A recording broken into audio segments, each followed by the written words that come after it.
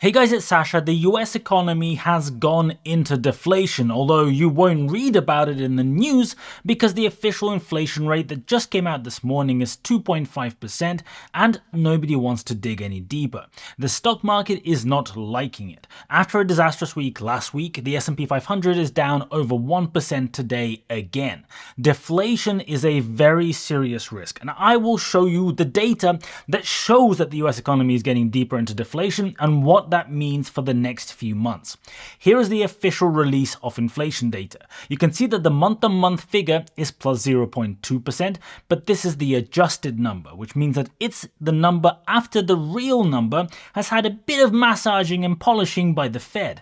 The unadjusted number is 0.1%, and it was 0.1% last month as well. So the overall rate of inflation is currently just above 0% when we're looking at month-on-month movements. But then look at shelter. The unadjusted month-on-month movement for shelter was plus 0.4%. And shelter is the biggest single component of inflation. It's 36.4% of the total. Shelter is the cost of rent and mortgages. So if you do the maths, if you do the numbers, this is nuts.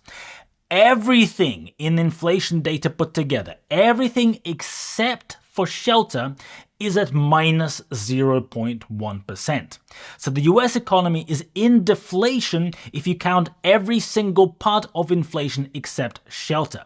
Last month, it was discretionary spending only, and I warned that this is the next step. Here we are.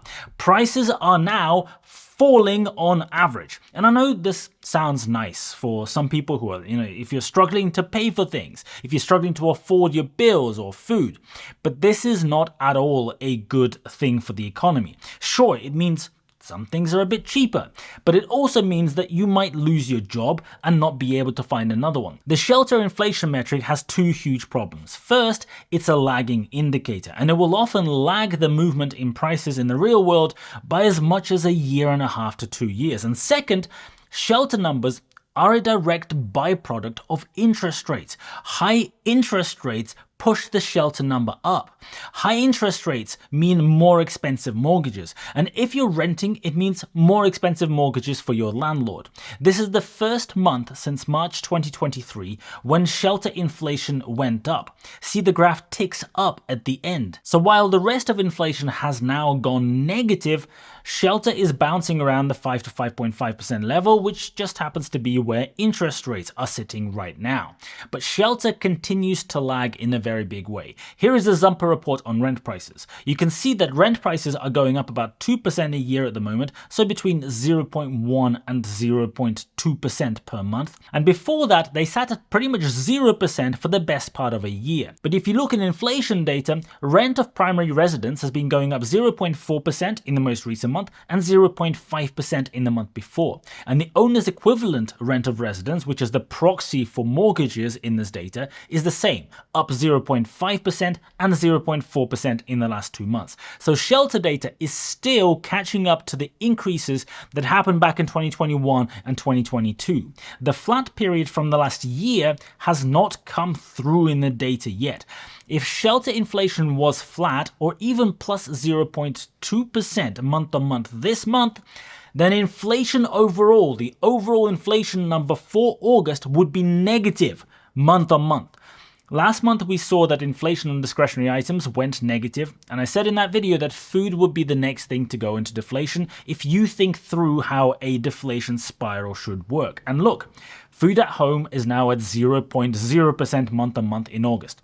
Annual food inflation is now down at 0.9%. But look at the last 7 months. There are 2 months with plus 0.1%, and there is 1 month with minus 0.2%. So inflation on food in the last 7 months is already at 0, sitting right on the edge of falling into deflation. Oil price has fallen to the lowest level since Russia invaded Ukraine. Brent crude is now at $70, but has been falling more in September than it was in August. Gasoline is currently sitting in minus 10% annual inflation, and it will then probably dip more once we get the September data. The US Strategic Petroleum Reserve bottomed out at 346 million barrels just over a year ago, but has been going up since then, and I am guessing with the with prices this low, they might begin filling it back up a bit more quickly. Natural gas continues being cheap, but electricity prices are still at 3.9% annual inflation. Month-on-month electricity dipped negative this month, but this number has still not come back down overall,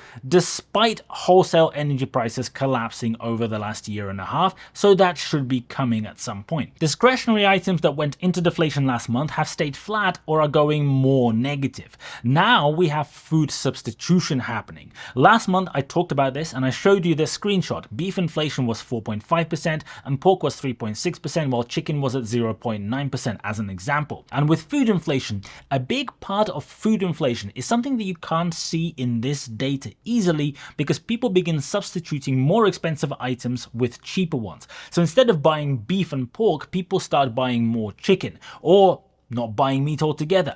This month, beef has fallen from 4.5% to 4.2%, and pork has fallen from 3.6% to 1.8%, but chicken inflation has sat flat at 0.9%. And here is an article from a few days ago from beefmagazine.com. Cash cattle prices moving lower as consumer demand slows. Though July retail sales topped expectations, the growth in total dollars spent trailed growth in prices in both the restaurant and grocery sectors. So what this article is saying is that beef prices have been going up, but the amount of beef that customers are purchasing is going down. And the thing is, a lot of people still think that food inflation is going up massively. Whenever I make one of these videos, a lot of people say, Sasha, you have no fucking idea. And you know what?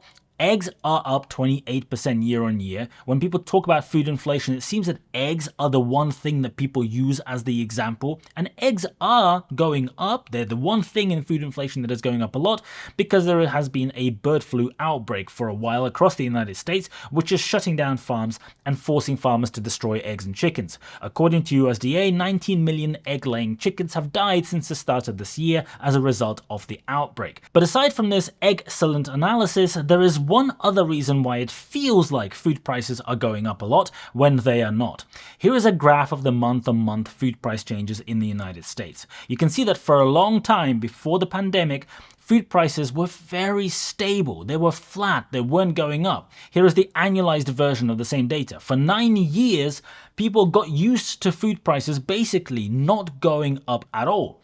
But then in 2022 and 2023, food prices suddenly began going up at double-digit levels. And when you work that out cumulatively, over that entire period, food prices have gone up something like 30 to 40% in a relatively short space of time. So when you're used to food prices being flat year after year after year, that increase seems like a very big shock. And even though for the last year or so the food prices have stopped going up, food inflation is at zero, people are still just getting used to the higher prices that shot up in the 3 years before. And remember, if food stops going up, it doesn't undo the price increases that have already happened. But aside from food, look at the other major categories. Energy is now in deflation, minus 4% year on year overall. Household furnishings and supplies in deflation, minus 2.6% year on year. Apparel, 0.3%. Medical care is at plus 2%, but went negative month on month in August. Recreation and commodities in deflation at minus 0.9%. This is things like TVs. Education and communication commodities, minus 5.9%. Car insurance is still crazy high, the one item after insurance companies quickly raised prices, working as a cartel. But the most recent month-on-month movement is down to 0.6% or 0.4% unadjusted. So that's about 5% annualized. So car insurance inflation is finally slowing down too. A few days ago, new employment data came out and the media was busy celebrating that unemployment fell from 4.3 to 4.2%. According to the media, this means that everything is great and perfect and the economy is booming, the Fed has achieved its soft landing, great job. But if you look at the data, you can see that unemployment dropped by 48,000 people. And at the same time, in the same month, the number classified as not in labor force has increased by 91,000 people, twice as many people. So the net number of people out of work has gone up. It's just that some of them are not classified as unemployed. And at the same time, in the same month, the number of people working part-time for economic reasons has increased by 264,000 people. So, unemployment went down by 48,000, but twice as many people are now classified as not in labor force, and 6 times as many people have had to go part-time because they lost their full-time job. A few days ago, the Job Openings and Labor Turnover Survey showed that the number of available jobs in the US fell to 7.67 million when Wall Street analysts were expecting 8.1 million. A big difference. You can see that job openings in the US fell 3% in July compared to the previous month in June, and 13% compared to July last year. So job openings, new jobs available, have gone down 3% in just the last month of available data, and this is the lowest number of new job openings since January 2021. That's almost 4 years ago. This means that as of July, there were just 1.1 job openings for every available worker in the United States, which is half what this ratio was at the start of 2022. There are now 50% less jobs going compared to 2 years ago. We saw that employment data for the year ending in March 2024 was revised down by 800,000. So you might want to be taking some of the more recent employment reports with a giant pinch of salt. And the most recent ADP National Employment Report showed only 99,000 new jobs in August. That's below expectations of around 140,000 and the lowest monthly number for new jobs since 2020. The US economy is slowing down very fast in the real world. The ISM manufacturing index was below 50 again in August, so the US manufacturing industry continues contracting. People are having to go find part-time work because they can't find a full-time job and they lose their full-time jobs. The number of people going into part-time jobs went up at 6% last month. 6% in a month. That's a crazy number. The number of people having to go into part-time work is increasing at the fastest rate since 2020.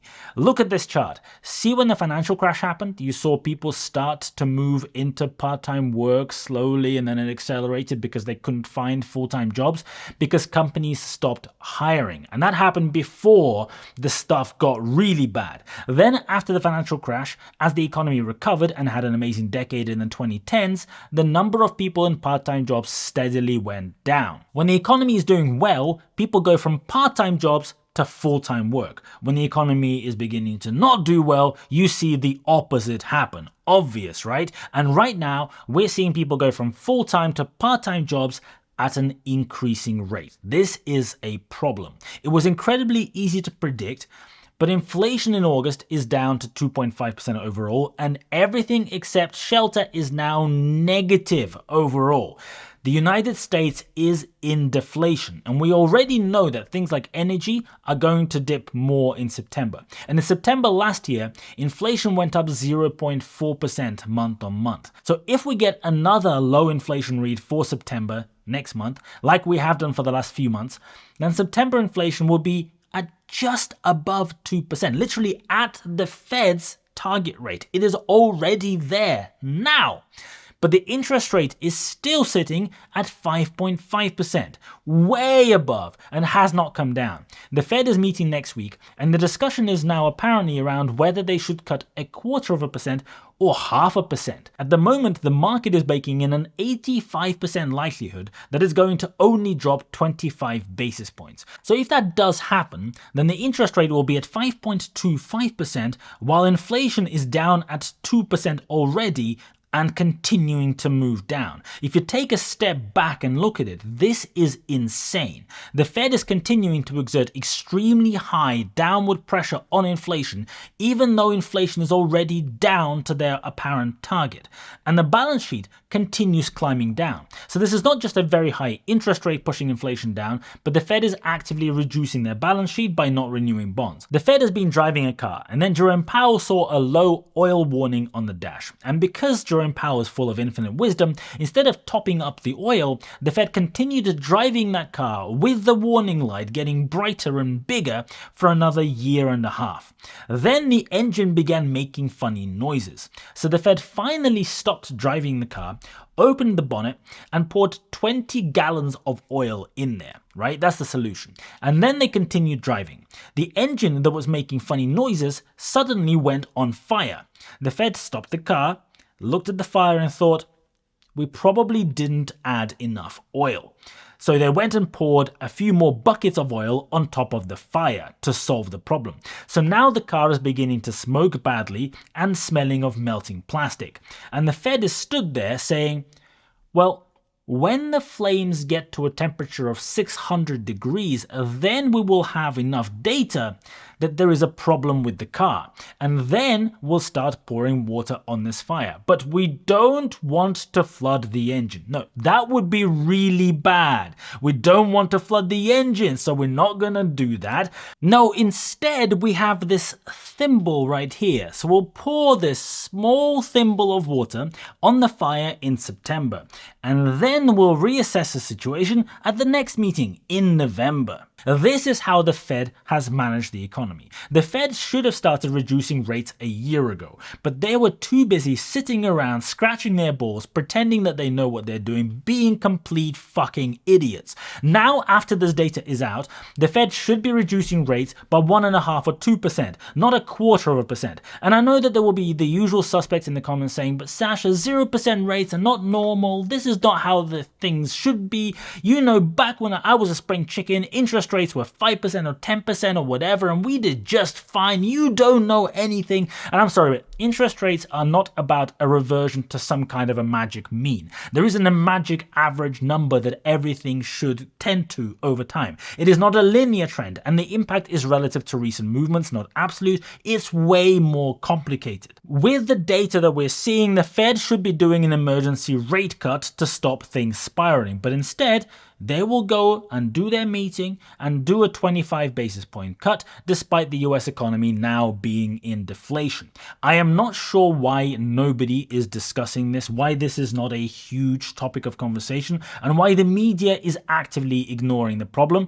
I know that if you're in my Discord, you hear me talk about this all the time. Please share your thoughts in the Daily Panic channel. I look forward to talking to you there. If you're not in my Discord, feel free to join. It's just $5 a month, and the link to my Patreon is in the description. I'll see you there.